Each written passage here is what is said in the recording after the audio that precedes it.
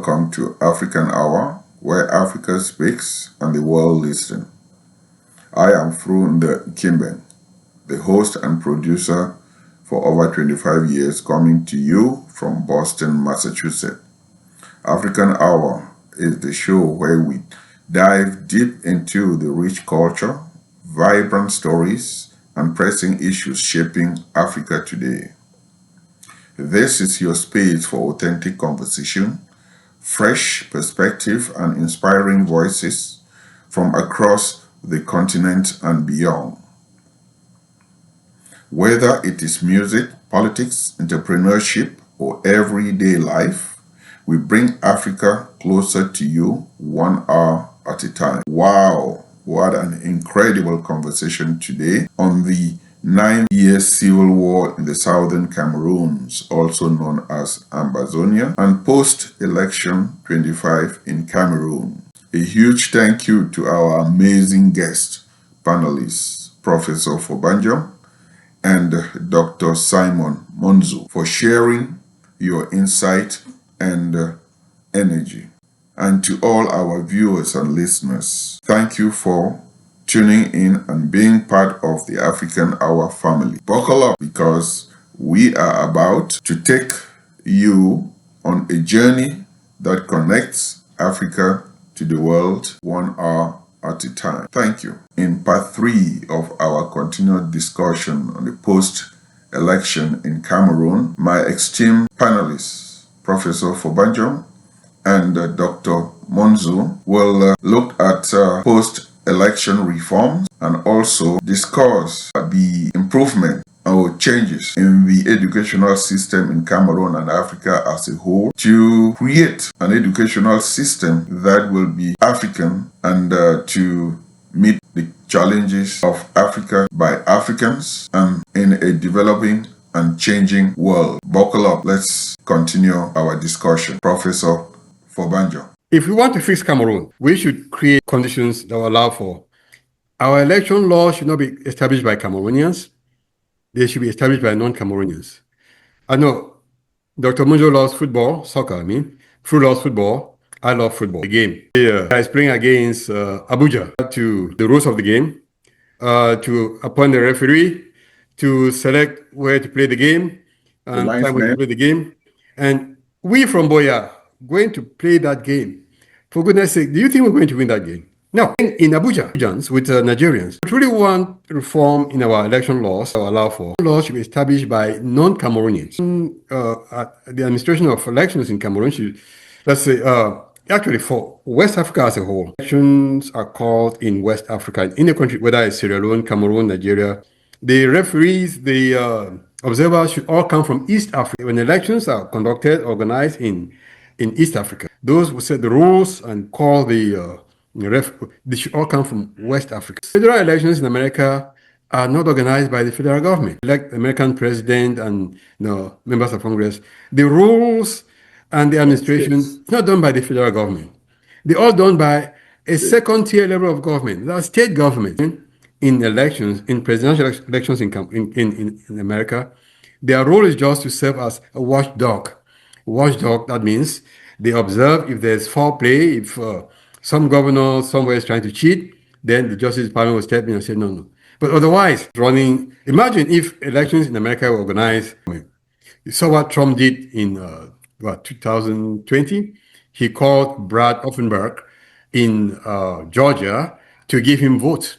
Offenberg, being a Trump appointee, he would have given Trump those votes. Electoral system, and laws that will allow for genuine democracy, genuine elections. Then radical to think this way, but referees will come from East Africa and monitor those rules, and vice versa. Northern Africa, they inspect the rules. Those inspectors, whatever you call them, will come from Southern Africa, and vice versa.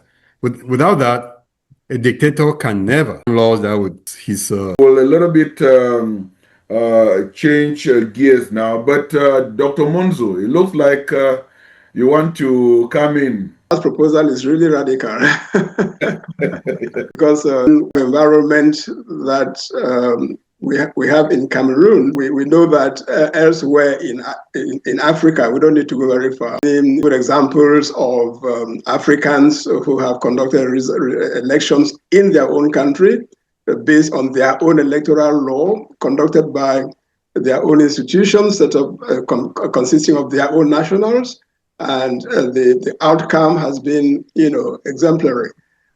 So we don't need. I don't think we need such a radical to which we are being pushed by our frustrations with what is happening in Cameroon. Say that the day will come when Cameroonians, based on an electoral system that they themselves formulated and which is piloted by Cameroonians. Is that when I ask myself why President Biya seems to be so allergic, so refractory to themselves, citizens expressing themselves through the ballot box, it has to do with the fact that in a politician, politics are career people. These are people who community the public, working in institutions that you enter in, the people. A national assembly, whether it is your constituency, whether it is your council, enter that into that body, your community, ask your community to send you into that body. The Southern Cameroon. The Southern Cameroon's House of Assembly, subsequently West Cameroon House of Assembly in Buea, representing your constituency. The territory is carved out into constituencies, and you contest constituency by your constituency. If at the end of that term you come back, we'll throw you out, right? Yes. So the right assembly constituency in the first place. Your constituency will throw you out if you don't deliver, you don't perform. Starting from this adoption of a one-party state on the 1st of September 19, parties supposedly dissolve and form one party called CNU, the Cameroon National Union. And to this day, in Cameroon, ceased to be deriving authority from the people. Pointy, you have somebody representing a constituency, didn't make sense anymore. Add to the party system, and also a list system, and you list to get on the list. Anymore, you didn't feel the obligation anymore to go and canvass for support in competition with somebody from another party for you to win and all of that. About 1901 or so, when politics returned, we had that long period where government did not give a damn about their constituents. The first only to be on the list. A multi-party system in 1991 continued, especially with the CPDM dominating everything.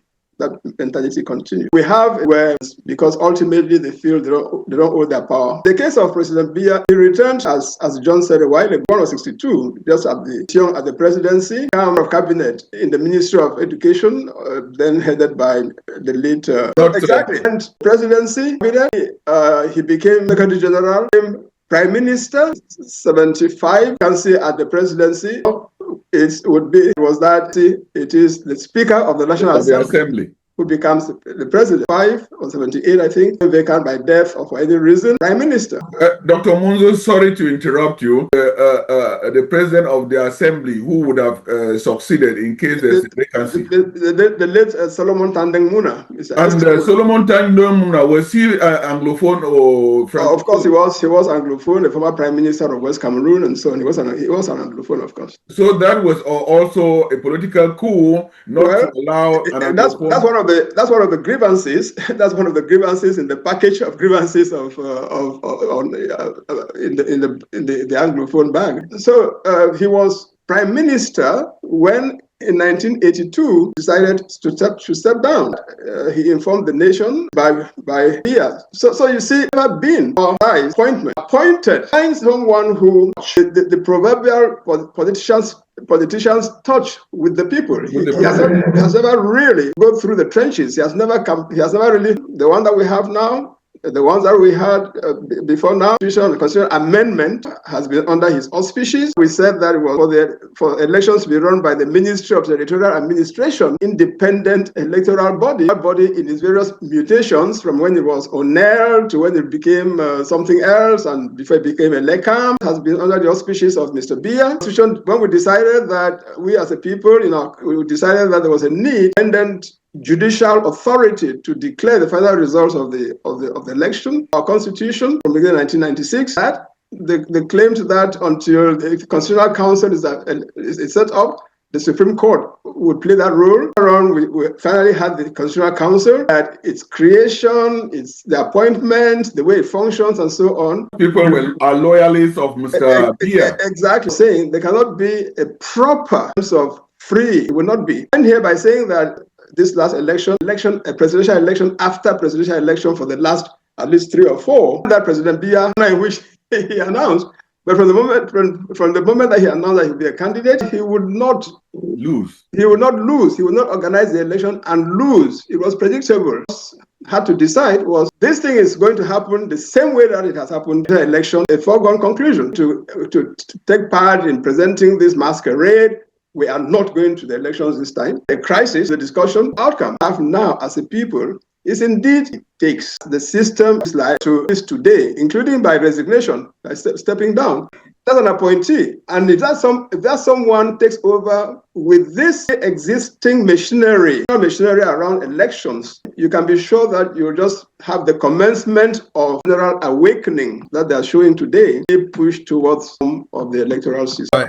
The population rise up and take matters into their own hands. I concur with Simon that being a politician, that he's not a politician. I concur with that step further. He's never been a politician, but for some reason, his ethnic group. So here's a man to whom 30 million people, these 30 million, all of Cameroon, of his ethnic group, political decision, privilege, people who are in Garwa, Marwa, Amenda, and chose just to be president of decision, and a political decision that comes from either narrow-mindedness, appear that seen in political science. Lessons he learned, named after George Washington. Biya, president of all Cameroonians, are named after him. Don't harm to done from now. The Beti tribe comes in the form of Jesus Christ and wants to run for president. I don't see anybody in Cameroon, including some enlightened Betis. I don't see anybody offering to vote to elect that candidate.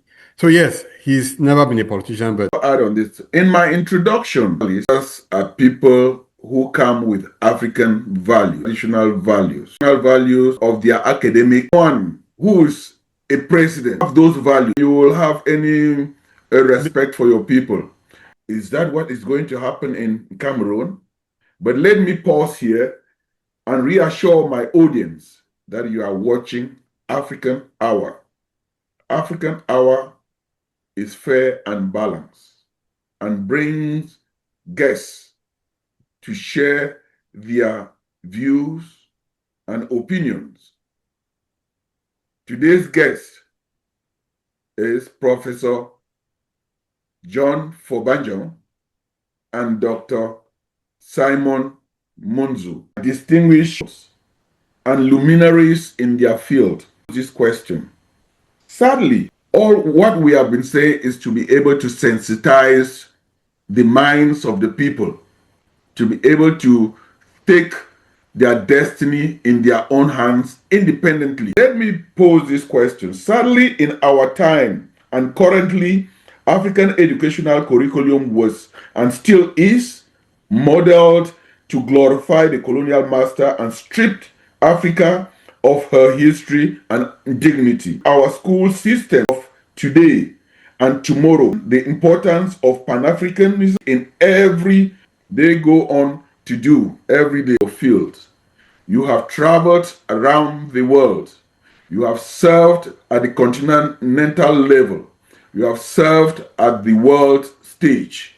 You are grandparents. All are now lost. They don't even know what, and they may not even do in terms of education in Africa. Myself, when I'm proud talking about European history, French Revolution, the Russian Revolution, American history, African history, and I stood in front of him, humiliated, living for your grandchildren. I believe that all education should begin knowledge about the self. It is designed to help you improve your environment. It should begin with knowledge of yourself, your biology, your environment. Africa is tailored to places, the capital things. That's there. You see expanded.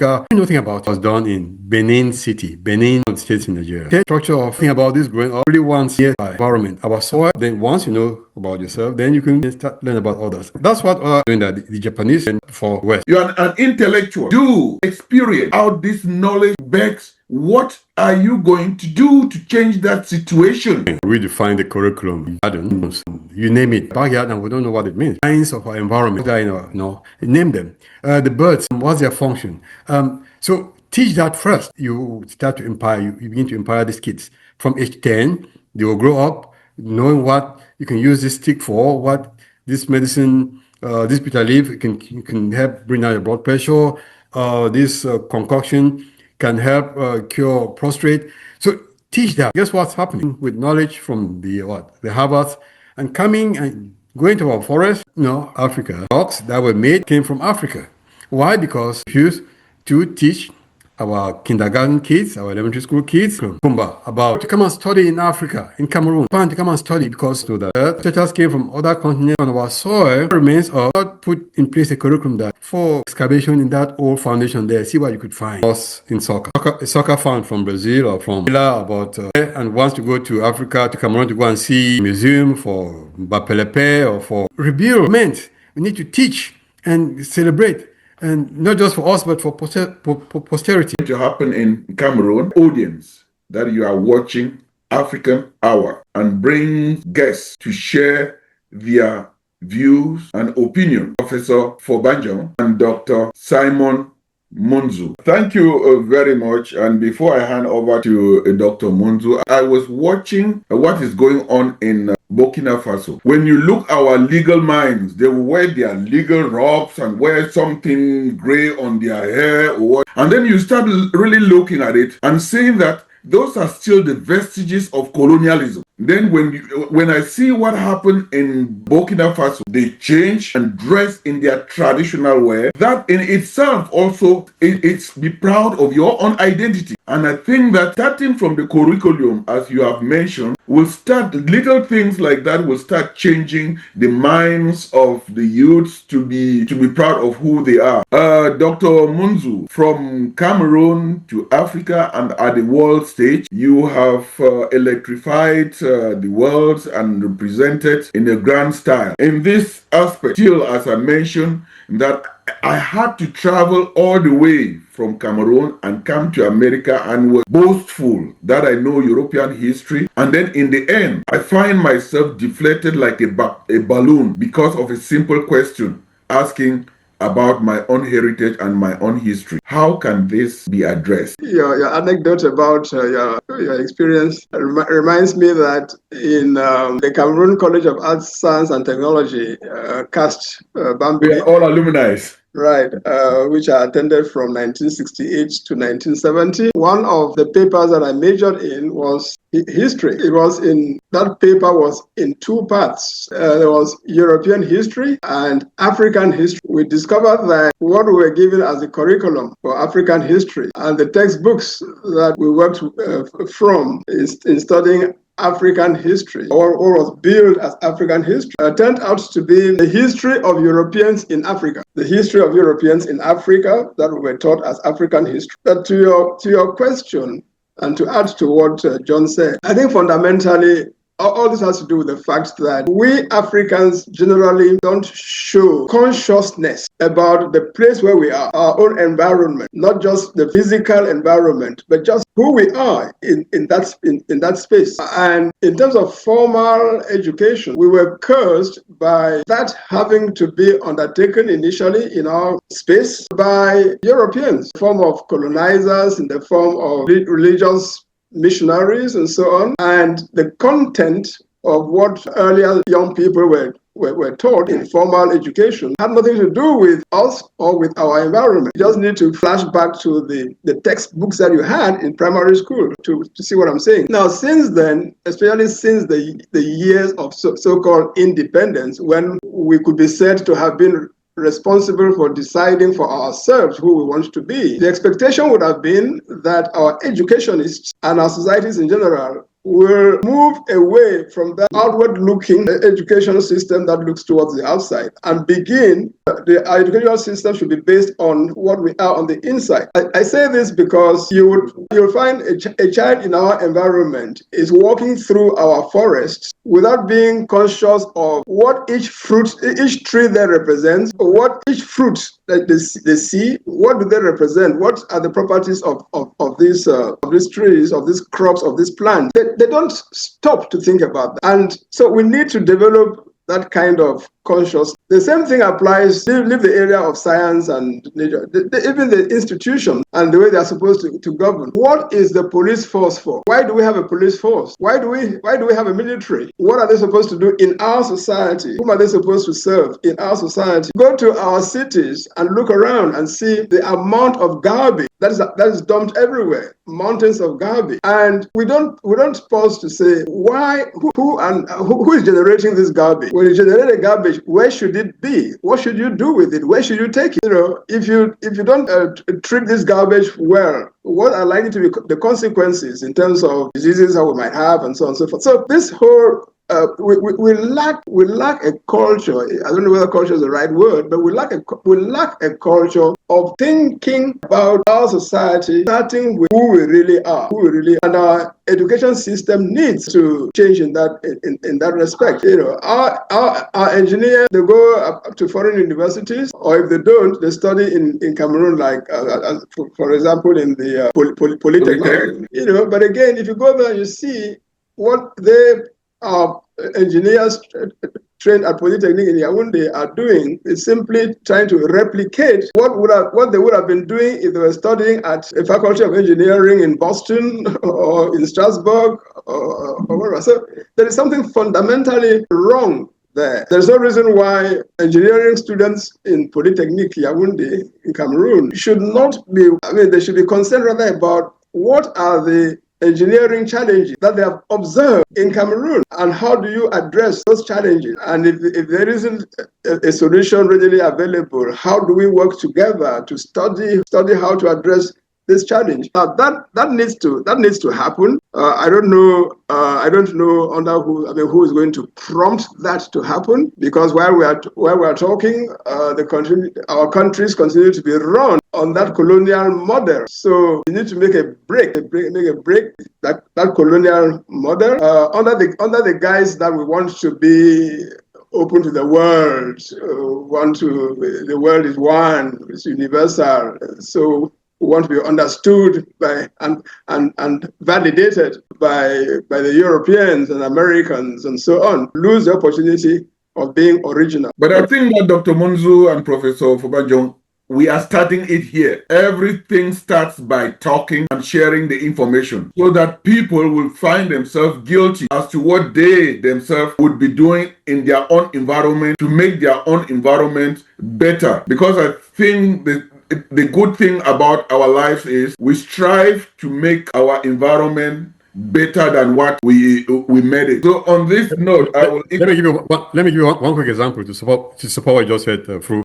You've heard about rare earth minerals. China controls close to 95% of the rare earth minerals. Where do these minerals come from? They all come from Africa. If China extracts them, goes and adds value, and then America buys the West. Why can't our educational system be tailored to not only exploit, extract, and process these minerals on the continent, so that instead of China, it should be Africa that controls and that has a monopoly of these rare earth minerals. And again, what are rare? There's no cell phone, no laptop, no modern gadget that doesn't have a component of these rare earth minerals. These minerals that come from our motherland, or from our homeland, from Mother Africa. China's rise was fueled by Africa. In the 60s, when I was growing up, we used to look at Chinese films who would make a mockery of them because they were all dressed short-sleeved white shirts and low-hanging pants, and then, of course, bicycles. And we thought we were, better than... But look at where they are today. And how do they do it? Through education. Through, beginning with kindergarten, teaching kids how to transform their environment, how to develop the environment, what this plant means, what it can cure, what this mineral can go from this to this. So we need to do that.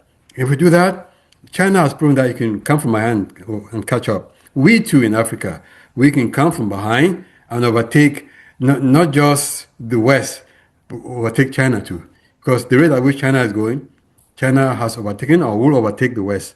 and we can come from behind and overtake China. And I equally think that for that to happen, we who are in the diaspora and learning, we should also humble ourselves and work with the people at home, because it took the Chinese diaspora in partnership with the Chinese at home that made what they are. Yeah. But generally, with the African mentality, some of us in the diaspora, we tend to be the white man over our brothers and sisters who are in the continent. But I believe that... Don't forget, Bia does not want us there. Working with them will be difficult.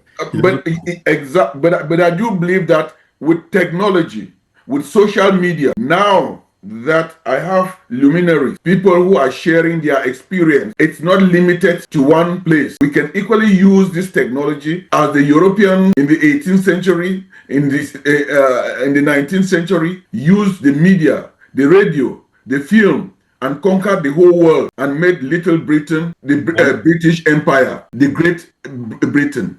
So it's something that has been done. We could only find our own way to be able to work collaboratively and reach back to our roots and make it happen. I'd like to remind my audience and give thanks and homage to my distinguished guests, Professor Fobanjong and Dr. Simon Munzu, for your time and your patience. African Hour is here, fair and balanced. For your years in the academia, in the government, in politics, as social activists, what message would you give to the youth of today and tomorrow? I would say hope. Hope. Don't give up. The one thing that makes life worth living and worth fighting for and worth dying for is have hope. Also have a sense of political efficacy. What does that mean? A sense that can be done. It's doable. A sense of empowerment. You may be lying down today, but you will not lie down tomorrow. So build that sense of confidence in you. Once you have that, then of course you will achieve. Biblical historians, all of us know about the story of Joseph, who was captured and sold into slavery, and he never gave up hope. Even while in prison, he didn't give up hope. In the end, he rose. To come to help free his brothers. So things will change for the better with time. And if you allow your hope to die before things change, then you will be the loser. But keep that hope strong and remain honest, steadfast, and confident. Dr. Munzu. Well, to the youth, the younger generations, I would say you are not starting from zero in every respect. You've had generations that came before yours, but you should understand that no generation can determine and seal the fate of subsequent generations. So whatever your fathers and mothers have done, you have the capacity, and you should exploit that capacity to pick out what they have done well and build on that to improve even further than they did. But at the same time, you can tell amongst their acts, those that did not lay the ground for your growth, for your improvement. And it is incumbent on you to change those. So don't be fatalistic. You are entitled to determine your own future. And in doing that, build upon the foundations, the positive elements of the foundations that your elders laid, but at the same time, challenge yourself to be innovative by doing what your elders, if you like, your ancestors did not do. And that is the only way that you will assume full responsibility for you, who you are, because ultimately you are responsible for yourself. Thank you very much for those words of wisdom. But I would like to speak for my audience. My audience speaking through me to graciously thank you for your time, for your wisdom. And I would like to tell you that you have graced African Hour. And I am humbled and thankful to have you on African Hour. African Hour is the platform that brings guests to engage, to discuss issues of concerns. As big brothers, fathers, mentors, grandfather, what message would you leave my audience with? We just did. Those were for the youth. Oh, that's okay. For the youth, I see. Let me. That was for the youth, not my audience. Right. Okay, for the adults, for the grown-ups, the one message I would like to leave is this. There's no country, no region in the world that's ever developed and prospered without a hegemonic driver, a regional hegemonic driver. If you look at Europe, how did Europe rise? Europe's rise was driven by Great Britain.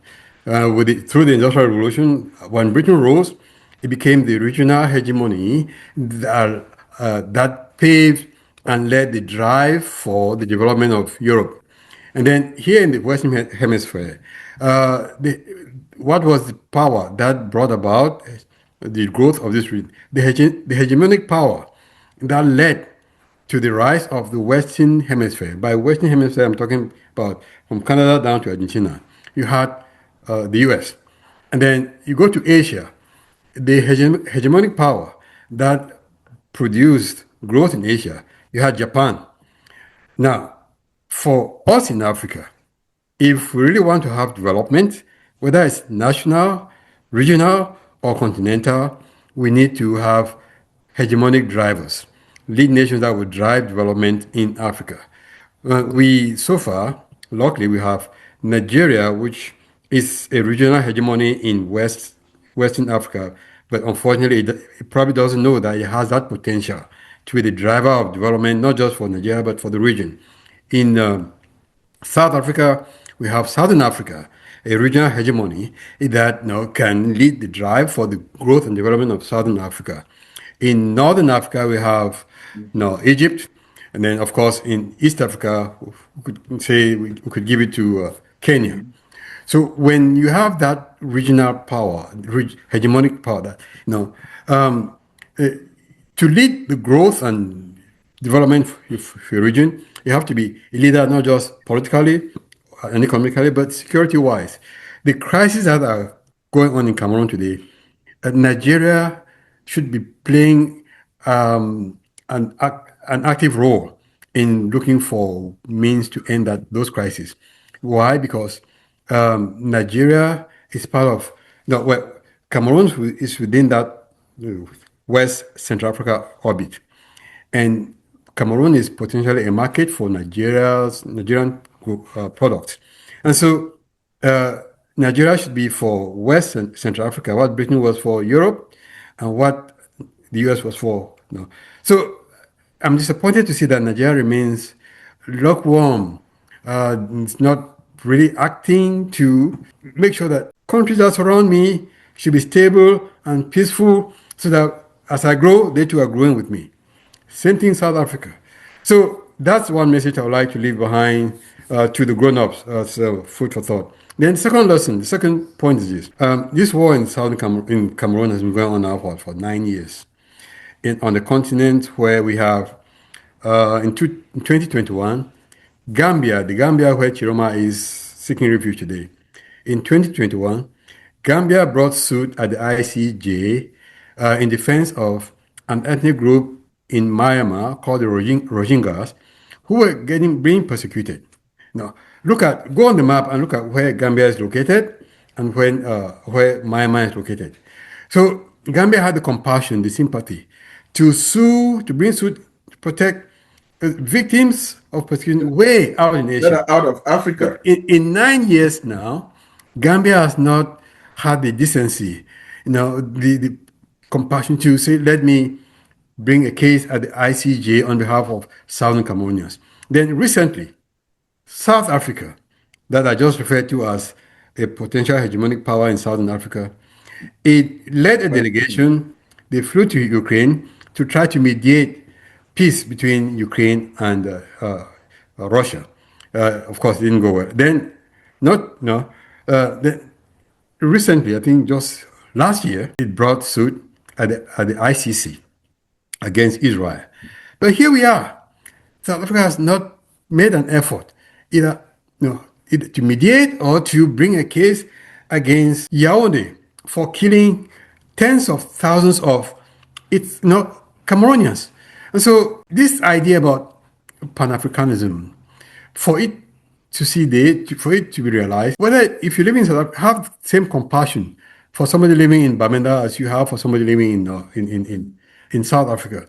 You cannot build a Pan-African ideology without building or developing or having a Pan-African compassion. Historians will remember Nkrumah. Not only did he talk the talk, he walked the walk. He walked the walk. He had the compassion. He was compassionate about an Africa that would be continental. He said, in the, Ghana's independence, Ghana is not independent unless all of Africa is independent. So if there's a war going on in Cameroon, and South Africa remains silent, Nigeria remains silent, Kenya remains silent, Egypt remains silent, then this idea about Pan-Africanism is a farce. It will never see day. If the Egyptian feels my pain in Bamenda, then I can start to believe in Pan-Africanism.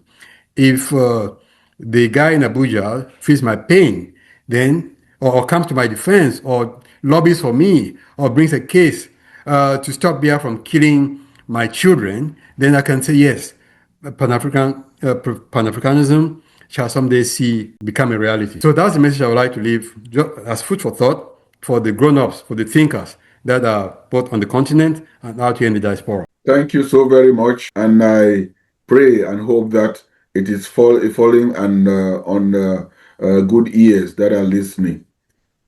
Dr. Munzu. Well, first of all, I want to endorse much of what John has just said in this segment, but also to add that so much is wrong in Africa, right across the continent, as relates to the aspirations of the people, whether it's their day-to-day living, whether it is the exercise of their civic rights and fundamental freedoms, and whether it's to have a sense of security where they are, where you don't have to live in fear, and so on. There is reason towards pessimism, but again, if you look around, you find that there are a number of good initiatives that Africans are beginning to take for the improvement of themselves and their society.